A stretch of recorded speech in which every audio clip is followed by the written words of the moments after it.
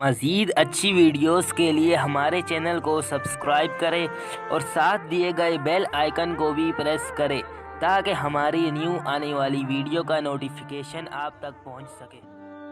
بسم اللہ الرحمن الرحیم۔ نہار منہ پانی پینا منع ہے۔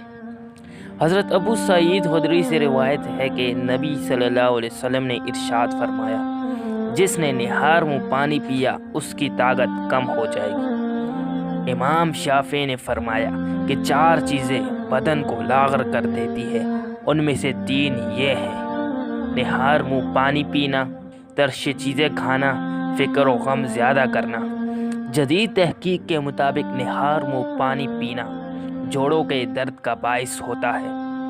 برطانیہ اور امریکہ میں گھٹنوں کے مریضوں کو نہار منہ پانی پینے سے منع کر دیا جاتا ہے اور پانی ہمیشہ سیدھے ہاتھ سے پینا چاہیے۔ حضرت علی رضی اللہ تعالی عنہ نے فرمایا، میں نے اللہ کے رسول سے سنا، انسان کے سیدھے کندھے پہ نیکیوں کو لکھنے والا فرشتہ اور انسان کے الٹے کندھے پہ گناہوں کو لکھنے والا فرشتہ ہوتا ہے۔